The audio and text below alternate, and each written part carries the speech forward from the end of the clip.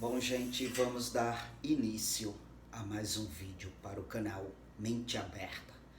Nesse vídeo aqui eu irei iniciar uma conversação sobre depressão, tá? E assim, eu costumo dividir as conversações em duas sessões, mas tratando-se da depressão, por ser uma temática ampla, eu provavelmente estarei dividindo essa conversação em mais de 2 vídeos, tá? Para início de conversa, eu irei falar um pouco de mim. Eu irei falar um pouco da minha vida, tá? Para que eu tenha aí uma contextualização para daí então conversar com vocês sobre a depressão, certo? Pois bem, todo mundo aqui sabe que eu sou homem trans, ou melhor, todo mundo que há algum tempo já me segue com uma certa frequência, né? Sabe que eu sou um homem trans, um homem que nasceu biologicamente fêmea. Então, boa parte da minha vida eu sempre fui muito triste, sabe? Tratando-se aí da minha infância, eu brincava, obviamente, eu tinha os meus amiguinhos, eu ia para a escola, mas assim, dentro de mim havia uma tristeza que eu não entendia, que eu não conseguia compreender o porquê de tantas angústias, o porquê de tantas tristezas, né? Enfim, na adolescência não foi muito diferente. Eu até era, de uma certa forma, uma adolescente popular, digamos assim. Eu fazia amizades fácil, mas muito cedo eu entrei na questão da bebida, nunca usei drogas, né? Mas sempre estive muito envolvido com amigos que gostavam de beber. Eu sempre estive muito envolvido com a questão da bebida, do cigarro e enfim. Tudo isso, assim, quem convivia comigo não tinha a percepção de que eu era uma pessoa deprimida, sabe?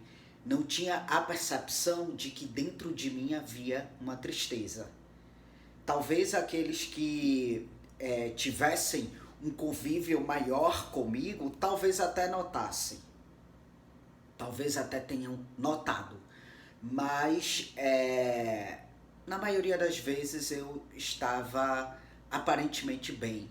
Na maioria das vezes eu transparecia ser uma pessoa alegre, uma pessoa de bem com a vida, entende?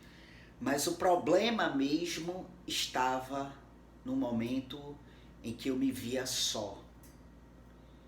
No momento em que, por exemplo, eu ia dormir, colocava a cabeça sobre o travesseiro. Geralmente as lágrimas escorriam involuntariamente, sem que eu precisasse, de modo propriamente dito, chorar, emanar a expressão de choro. Mas as lágrimas involuntariamente caíam, eram derramadas, sabe? Como uma expressão dessa tristeza, dessa angústia que eu carregava dentro de mim, entende? E sei que no dia a dia isso era muito pouco notado. Por quê, gente? Porque depressão não tem cara. Ao falar de depressão, vem na mente a tristeza, né? E a tristeza, ela está muito remetida, ela é muito associada ao sujeito enquanto cabisbaixo, ao sujeito que no dia a dia está triste, ao sujeito que não sai, que vive dentro de casa trancado, que não quer ver ninguém e por aí vai. aquela pessoa que comumente está chorando pelos cantos. Geralmente a depressão é associada a esse padrão de comportamento. E não é bem assim. Não é bem assim porque as pessoas têm suas formas subjetivas de lidar com aquilo que elas estão sentindo. Tem gente que quando acaba o namoro vai se trancar no quarto, vai chorar uma semana, 2, 3, até se conformar com aquele término. Tem gente que termina o namoro, no outro dia já sai pra balada e vai pegar todo mundo e vai ficar com todo mundo, sabe? Mas isso não quer dizer que aquela pessoa não esteja sofrendo. Isso quer dizer que ela está buscando os subsídios que ela acha mais apropriado para lidar com o sofrimento que ela está passando. A mesma coisa é a depressão. Muitos seres humanos é acometido pela depressão, por esse sintoma, sabe? Mas cada um lida conforme a sua singularidade. Tem gente que está acometida pela depressão e de fato está dentro de um quarto trancado sem querer ver ninguém. E tem gente que está acometida pela depressão, mas está na rua com os amigos, nas baladas da vida. Porque para ela estar só potencializa esse sentimento. E ela quer um refúgio. Era o meu caso. Eu queria me refugiar daquilo que eu estava sentindo. E por que eu estava sentindo aquilo? Por que eu estava acometido pela depressão? Por esse sintoma, de modo tão intenso. A priori eu não sabia o porquê. Na medida que eu fui me trabalhando, sobretudo quando eu entrei no curso de psicologia, quando eu fui me trabalhar na psicoterapia e fui me conhecer, daí eu pude encontrar a origem do meu problema. Eu pude chegar na fonte do meu problema. E aí eu pude entender o porquê que eu me sentia como eu me sentia. O porquê que parecia que eu não me pertencia, o porquê que o mundo parecia pesado demais para mim, porque eu vivia num mundo contrário a tudo aquilo que a mim era imposto. E isso me jogava, de fato, em uma tristeza profunda. Foi na base do autoconhecimento que eu pude compreender o porquê que eu estava sentindo aquilo.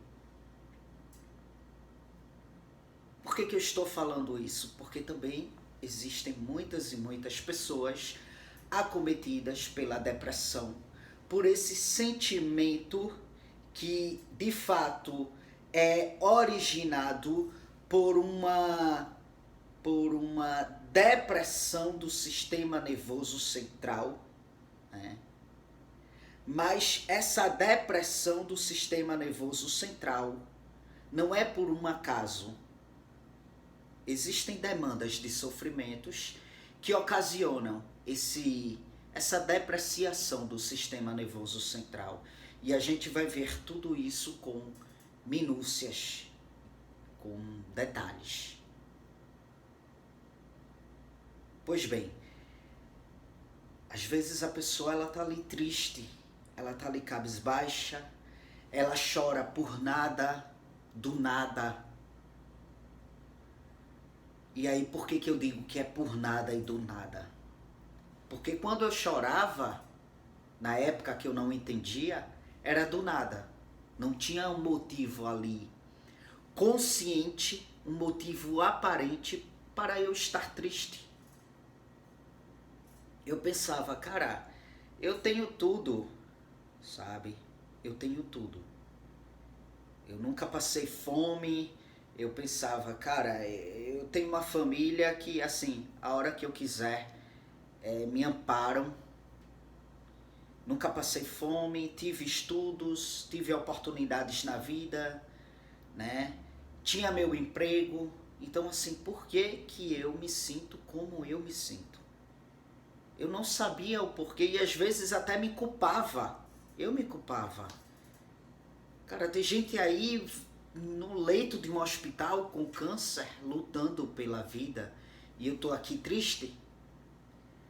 Tem gente aí na rua passando fome, sem ter casa, sem ter um teto, passando frio, não tenho o que comer e eu tô aqui triste. Eu me culpava muito por isso, sabe? Mas é que isso não é questão de uma contextualização externa. Uma pessoa ela pode ter tudo.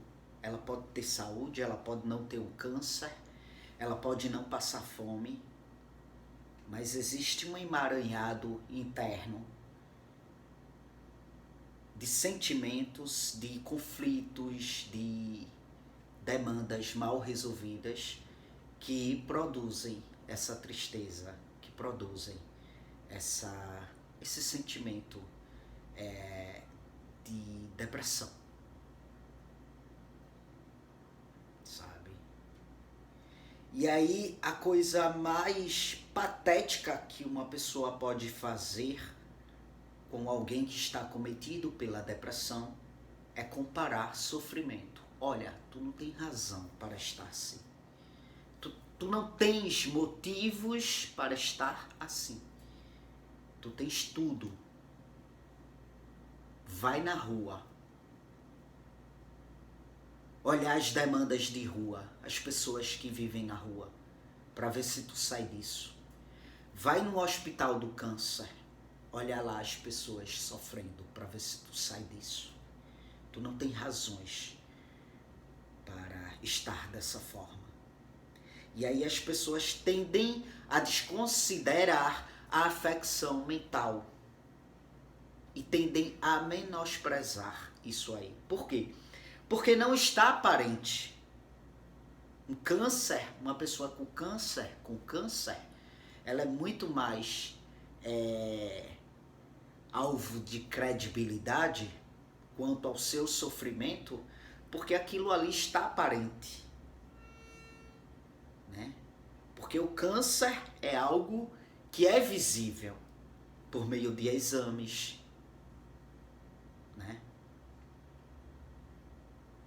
E enfim, uma afecção mental, sobretudo quando inicial, porque uma depressão ela já não começa a partir de um quadro grave, a partir de sintomas graves, né? A questão da gravidade é gradativo, sabe? A pessoa começa ali sentindo desconfortos, angústias, uma tristeza e não cuida, não tem amparo por parte das pessoas que estão ao seu redor muitas vezes, né? Se a pessoa chega muitas vezes para desabafar, eu estou sentindo uma tristeza, eu estou sentindo um incômodo e eu não sei o que é isso. E aí a pessoa diz, isso é frescura, rapaz. Vai sair, vai tomar uma cervejinha ali, vai para um cinema, vai fazer isso ou aquilo outro. E aí essa pessoa, naquilo que ela está sentindo, é desacreditada. Por quê? Porque a afecção mental não é aparente, não acusa em exames, não é visível. É uma questão de sentimento, de percepção sobre si mesmo. E aí só mesmo a pessoa que está cometida por esse sentimento é que consegue ter uma dimensão do seu problema. Claro que existem aquelas que sentem, mas busca negar. Entra o mecanismo de defesa referente à negação, toma conta do seu ego, porque a pessoa está fugindo de um desprazer. Mas essa fuga não resolve. Essa fuga não resolve. toda forma a pessoa vai estar ali sentindo, sentindo, e quanto mais a pessoa foge, mais esse sentimento, mais esse sintoma tende a se agravar, né? Pois bem, gente, no meu caso eu passei muito tempo acometido por essa sensação, acometido por uma tristeza profunda, mas tentando buscar subsídios para negar aquilo que eu estava sentindo. E foi por muito tempo da minha vida dessa forma. Até que eu cheguei em um estado grave mesmo, em que eu tive que resolver as minhas demandas, encarar de frente quem de fato eu sou, tomar posse daquilo que eu sou, né? Para que assim esse sintoma pudesse ser minorado, abrandado. Hoje cessado. Por que hoje cessado? Porque hoje considero que eu estou apropriado em um nível significativo do meu eu maior. Entende? Caio, tu é uma pessoa feliz. Hoje eu me considero uma pessoa feliz. Mas ser feliz não é ser um ser humano desprovido de tristeza. Eu sou feliz, mas eu tenho os meus momentos de tristezas. Isso aí é algo que é inerente a todo ser humano. Ter momentos de tristeza e momentos de alegria. E aí há uma confusão muito grande também com relação ao momento de tristeza e a depressão. E aí a depressão é aparelhada, envolvida por uma tristeza recorrente. Uma tristeza que perdura. Uma angústia que perdura. Algo que ocasiona um nó na garganta que perdura. Salvo a questão da depressão do sujeito que é acometido pelo transtorno bipolar, que aí já é uma depressão diferente. Porque ele vai ter episódios, né, de tristeza e episódios de hipermania. Em que ele pensa que ele é feliz, em que ele está acometido por uma felicidade exagerada, mas chega em um certo ponto que essa felicidade, essa alegria exagerada é cessada e o sentimento depressivo toma conta desse sujeito. Então ele tende a ter essa alternância entre a tristeza profunda e a alegria extrema. Então a depressão que acomete o sujeito que tem transtorno bipolar é diferente de um sujeito que está ali munido por uma depressão recorrente, por demandas conflitivas que aparelham o seu inconsciente. Pois bem, gente, vou me ater aqui, tá? A gente continua a falar sobre isso. Nesse momento, a intenção foi mesmo contextualizar e quebrar um pouco, né? Quebrar um pouco as questões de senso comum. Depressão é frescura. Essa comparação que costumam fazer, né? A pessoa está ali, acometido por uma afecção mental grave, mas não é fonte de credibilidade porque não é algo aparente. E aí tende a comparar com o sujeito que está ali no leito de um hospital, acometido por uma afecção orgânica. E muitas vezes esse sujeito que está ali acometido por uma afecção orgânica, como um câncer, por exemplo, a sua mente está intacta de alguma afecção, de algum tipo de afecção psicológica. Eu já presenciei documentários no YouTube voltados para pessoas com câncer terminal. onde o corpo, o orgânico estava deteriorado, mas a mente estava sã, a mente estava ali desprovida, né, de afecções mentais graves, patológicas. Obviamente que o sujeito ele estava ali munido por uma tristeza, mas não necessariamente por uma afecção mental. Entende? Então a gente precisa de fato desconstruir, porque a depressão é uma afecção mental hoje que eu considero que é uma pandemia, assim como o coronavírus, né? Muito antes do coronavírus, a sociedade já estava aí vivendo uma pandemia no que diz respeito à depressão. Entende? E isso aí só tende a se agravar cada vez mais, sobretudo se as pessoas não tomam a consciência do que é a depressão e do porquê da depressão. Pois bem, gente, próxima sessão a gente continua essa conversação. Aqui no comentário do vídeo em destaque você vai encontrar informações adicionais, como meio de contato comigo, que é por e-mail, mas você encontra também o meu Instagram, que é uma ferramenta que eu também uso muito, né, para disseminar informações. Então quem quiser me seguir, fique à vontade. E você encontra aí também os meus outros canais aqui na plataforma do YouTube, tá bem? Obrigado pela atenção de vocês e até as próximas gravações.